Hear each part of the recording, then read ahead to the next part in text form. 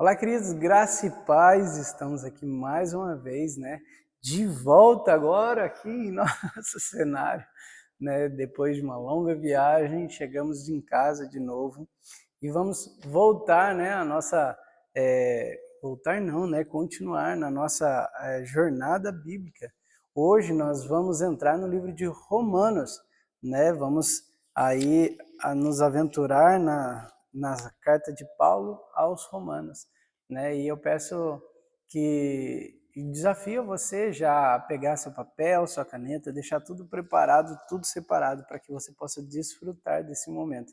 Amém? A gente já está encerrando o Antigo Testamento, A gente falta poucas páginas, deve faltar aqui, deixa eu ver. Vamos ver mais ou menos aí.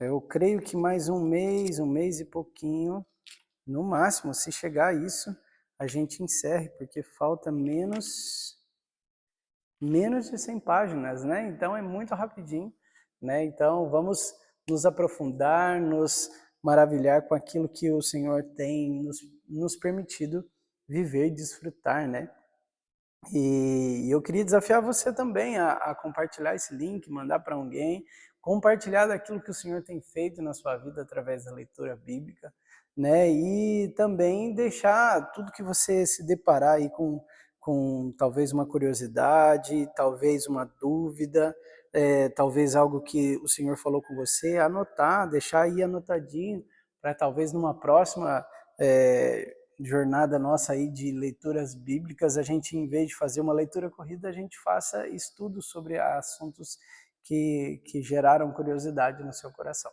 Amém? Vamos orar para que a gente possa começar? Pai, obrigado, Senhor, por esse tempo. Obrigado, Senhor, por Tua palavra. Obrigado por falar conosco. Obrigado, Senhor, pela mais uma oportunidade que o Senhor nos dá, Senhor, de desfrutarmos da Tua palavra, Senhor. Obrigado, Senhor. Fala ao nosso coração, abra o nosso entendimento e que possamos compreender aquilo que o Senhor tem para derramar sobre nós, Pai. Em nome de Jesus. Amém. Amém? Vamos lá? Então, Romanos, capítulo 1. Paulo, servo de Cristo Jesus, chamado para ser apóstolo, separado para o Evangelho de Deus, o qual foi prometido por ele de antemão por meio de seus profetas nas Escrituras Sagradas acerca de seu filho, que, como homem, era descendente de Davi, e que, mediante o Espírito de Santidade, foi declarado Filho de Deus com poder, pela sua ressurreição dentre os mortos, Jesus Cristo, nosso Senhor. Por meio dele e por causa do seu nome, recebemos graça e apostolado para chamar dentre todas as nações um povo para a obediência que vem pela fé. E vocês também estão entre os chamados para permanecerem em Jesus Cristo. Todos os que em Roma são amados de Deus, chamados para serem santos. A vocês, graça e paz da parte de Deus, nosso Pai e de nosso Senhor Jesus Cristo. Antes de tudo, sou grato a Deus, mediante Jesus Cristo, por todos vocês, porque em todo o mundo está sendo anunciada a fé que vocês têm. Deus, a quem sirvo de todo o coração, pregando o evangelho de seu Filho, é minha testemunha de como sempre me lembro de vocês em minhas orações e peço que agora, finalmente, pela vontade de Deus, seja-me aberto o caminho para que eu possa visitá-los. Anseio vê-los, a fim de compartilhar com vocês algum dom espiritual para fortalecer-vos, isto é, para que eu e vocês sejamos mutuamente encorajados pela fé. Quero que vocês saibam, irmãos, que muitas vezes planejei visitá-los, mas fui impedido até agora. Meu propósito é colher algum fruto entre vocês, assim como tenho colhido entre os demais gentios.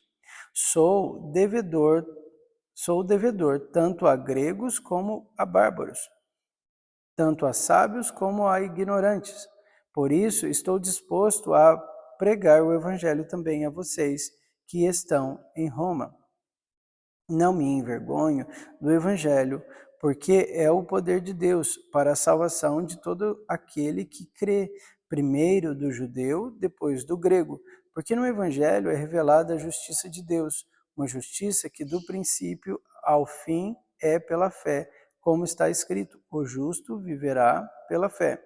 Portanto, a ira de Deus é revelada dos céus contra toda a impiedade e injustiça dos homens que suprimem a verdade pela injustiça, pois o que Deus se pode Pois o que de Deus se pode conhecer é manifesto entre eles, porque Deus lhes manifestou.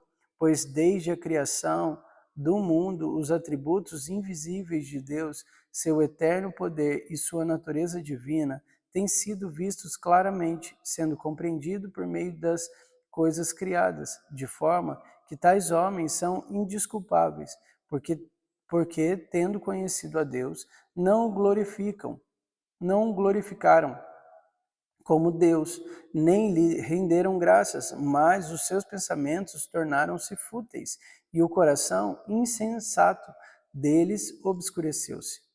Dizendo-se sábios, tornaram-se loucos, e trocaram a glória de Deus imortal por imagens feitas segundo a semelhança do homem imortal, bem como de pássaros, quadrúpedes e répteis.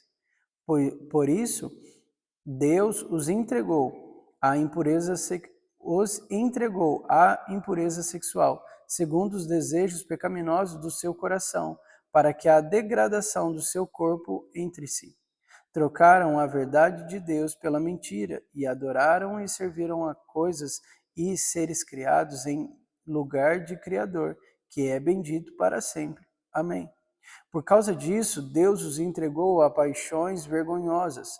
Até as suas mulheres trocaram as suas relações sexuais naturais por outras, contrárias à natureza. Da mesma forma, os homens também abandonaram as relações naturais com as mulheres e se inflamaram de paixão uns pelos outros. Começaram a cometer atos indecentes, homem com homens, e receberam em si o mesmo castigo merecido pela sua perversão. Além do mais, visto que desprezaram o conhecimento de Deus, ele os entregou a uma disposição mental reprovável para praticarem o que não deviam. Tornaram-se cheios de toda sorte de injustiça, maldade, ganância e depravação. Estão cheios de inveja, homicídio, rivalidade, engano, malícia. São bisbilhoteiros, caluniadores, inimigos de Deus, insolentes, arrogantes, presunçosos, inventam maneiras de praticar o mal, desobedecem a seus pais, são insensatos, desleais, sem amor pela família, implacáveis. Embora conheçam o justo decreto de Deus de que as pessoas que praticam tais coisas merecem a morte, não somente continuam a praticá-las, mas também aprovam aqueles que as praticam. Romanos capítulo 2. Portanto, você que julga os outros é indesculpável, pois está condenando a si mesmo naquilo que julga, visto que você que julga pratica as mesmas coisas. Sabemos que o justo de Deus contra os que praticam tais coisas é conforme a verdade. Assim, quando você, um simples homem, os julga, mas pratica as mesmas coisas, pensa que escapará do juízo de Deus? Ou será que você despreza as riquezas da sua bondade, tolerância e paciência, não reconhecendo que a bondade de Deus o leva ao arrependimento? Contudo, por causa da sua teimosia e do seu coração obstinado, você está acumulando, ira contra si mesmo, para o dia da ira de Deus, quando se revelará o seu justo julgamento. Deus retribuirá a cada um conforme o seu procedimento. Ele dará vida eterna aos que, persistindo em fazer o bem, buscam glória, honra e imoralidade. Mas haverá ira e indignação para os que são egoístas, que rejeitam a verdade e seguem a injustiça. Haverá tribulação e angústia para todo ser humano que pratica o mal, primeiro para o judeu, depois para o grego, mas glória, honra, paz para todos que praticam bem, primeiro para o judeu, depois para o grego, pois em Deus não há parcialidade. Todo aquele que pecar sem a lei também perecerá. E todo aquele que pecar sob a lei, pela lei será julgado. Porque não são os que ouvem a lei que são justos aos olhos de Deus, mas os que obedecem à lei, estes serão declarados justos. De fato, quando os gentios que não têm a lei praticam naturalmente o que ela ordena, tornam-se lei para si mesmos, embora não possuam a lei, pois mostram as exigências da lei, pois mostram que as exigências da lei estão gravadas em seu coração. Disso dão testemunho também a sua consciência e os pensamentos deles, ora acusando-os, ora defendendo-os. Isso tudo se verá no dia em que Deus julgar o segredo dos homens, mediante Jesus Cristo, conforme o declara o meu evangelho. Ora, você leva o nome de judeu, apoia-se na lei, orgulha-se de Deus. Você conhece a vontade de Deus e aprova o que é superior, porque é instruído pela lei. Você está convencido de que é guia de cegos, luz para os que estão em trevas, instrutor de insensatos, mestre de crianças, porque tem na lei a expressão do conhecimento da verdade. E então, você que ensina os outros, não ensina a si mesmo, você que prega contra o furto e furta, você que diz que não se deve adulterar e adultera, você que detesta ídolos, rouba-lhes os templos, você que se orgulha da lei, desonra a Deus desobedecendo a lei, pois como está escrito, o nome de Deus é blasfemado entre os gentios por causa de vocês. A circuncisão tem valor se você obedece à lei, mas se você desobedece à lei, a sua circuncisão já se tornou incircuncisão. Se aqueles que não são circuncidados obedecem os preceitos da lei, não serão eles considerados circuncidados? Aquele que não é circuncidado fisicamente, mas obedece à lei, condenará você, que tendo a lei escrita e a circuncisão é transgressor da lei. Não é judeu quem o é apenas exteriormente, nem é circuncisão a que é meramente exterior e física. Não. Judeu é quem o é interiormente, e circuncisão é a operada no coração, pelo Espírito e não pela lei escrita. Para este louvor não provém dos homens, mas de Deus. Romanos capítulo 3. Que vantagem há, então, em ser judeu? Ou que utilidade há na circuncisão? Muita, em todos os sentidos, principalmente porque os judeus foram confiadas as palavras de Deus. O que importa se alguns deles foram infiéis e sua infidelidade anulará a fidelidade de Deus? De maneira nenhuma, seja Deus verdadeiro e todo homem mentiroso, como está escrito, para que sejas justificado nas tuas palavras e prevaleças quando fores julgado. Mas, se a nossa injustiça ressalta de maneira ainda mais clara a justiça de Deus, que diremos? Que Deus é injusto por implicar a sua ira? Estou usando um argumento humano. Claro que não. Se fosse assim, como Deus iria julgar o mundo? Alguém pode alegar ainda se a minha mentira ressalta a veracidade de Deus, aumentaria julgar o mundo? Alguém que pode alegar ainda, se a... perdão, gente. Vamos lá, vamos continuar. Se a minha mentira ressalta a veracidade de Deus, aumentando assim a sua glória, porque sou condenado como pecador? Por que não dizer como alguns caluniosamente, afirmando que dizemos, façamos o mal para que nos venha o bem? A condenação dos tais é merecida. Concluiremos então? O que concluiremos então? Estamos em posição de vantagem? Não. Já demonstramos que tanto os judeus quanto os gentios estão debaixo do pecado, como está escrito. Não há nenhum justo, nenhum sequer. Não há ninguém que entenda, ninguém que busque a Deus. Todos se desviaram, tornaram-se juntamente inúteis. Não há ninguém que faça o bem, não há nenhum sequer. Suas gargantas são um túmulo aberto, com suas línguas enganam. Veneno de serpente está em seus lábios, suas bocas estão cheias de maldição e de amargura. Seus pés são ágeis para derramar sangue, ruína e desgraça marcam os seus caminhos, e não conhecem o caminho da paz. Aos seus olhos é inútil temer a Deus. Sabemos que tudo o que a lei diz, o diz àqueles que estão debaixo dela, para que toda boca se cale e todo mundo esteja sob o juízo de Deus. Portanto, ninguém será declarado justo diante dele baseando-se nas obediências à lei, pois é mediante a lei que nos tornamos plenamente conscientes do pecado. Mas agora se manifestou uma justiça que provém de Deus, independentemente da lei, da qual testemunham a lei e os profetas.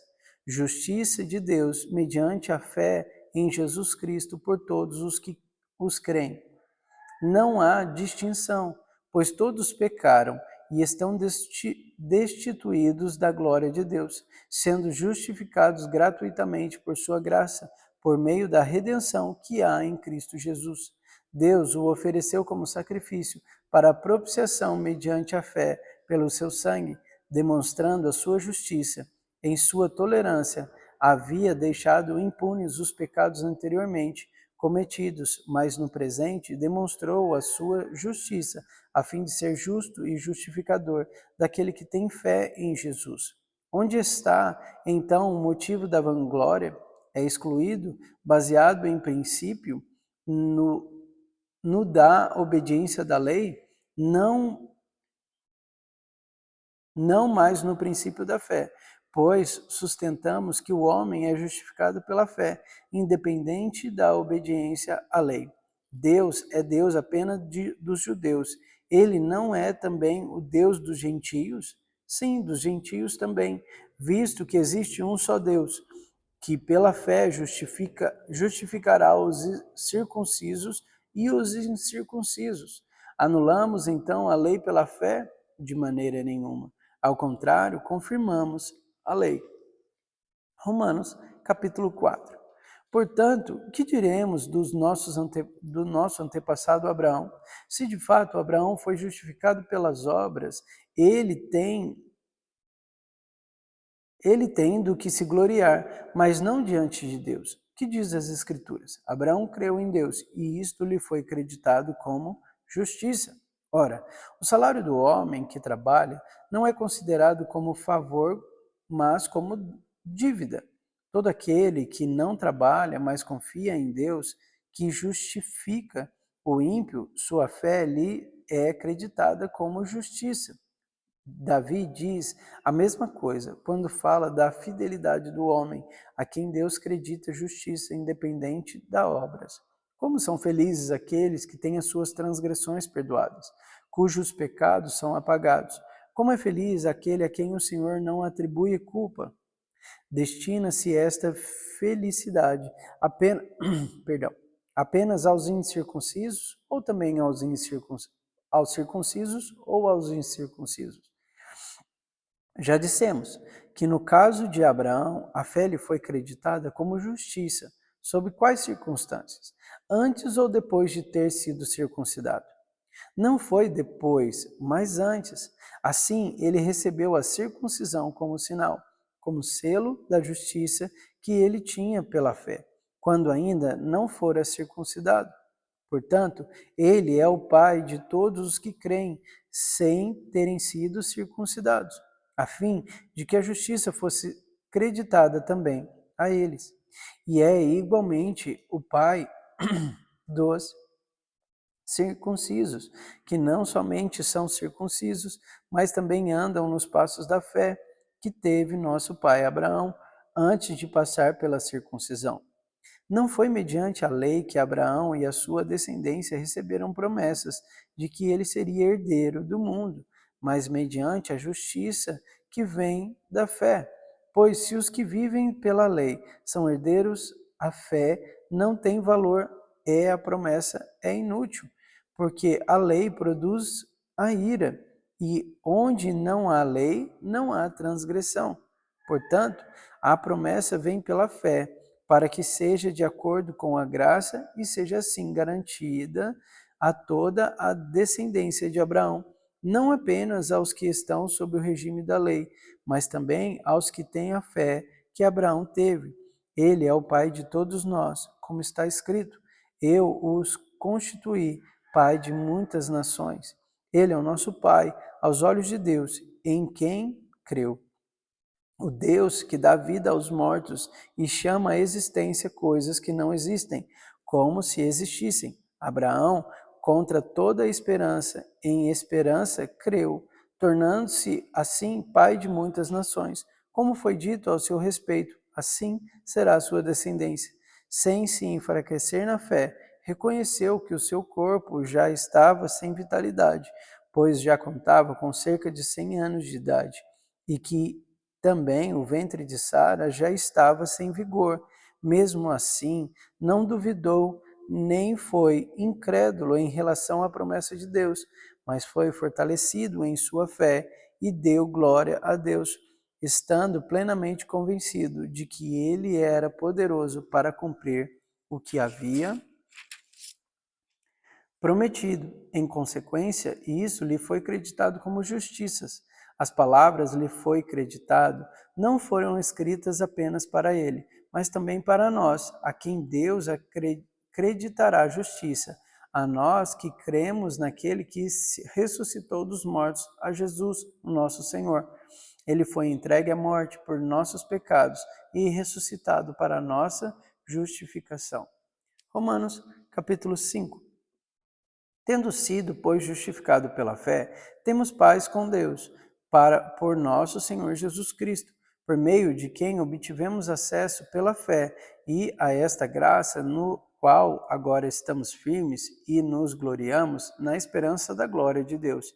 Não só isso, mas também nos gloriamos nas tribulações, porque sabemos que a tribulação produz perseverança, a perseverança um caráter aprovado e o caráter aprovado esperança. E a esperança não nos decepciona, porque Deus derramou o seu amor em nosso coração por meio do Espírito Santo, que ele nos concedeu. De fato, no devido tempo, quando ainda éramos fracos, Cristo morreu pelos ímpios.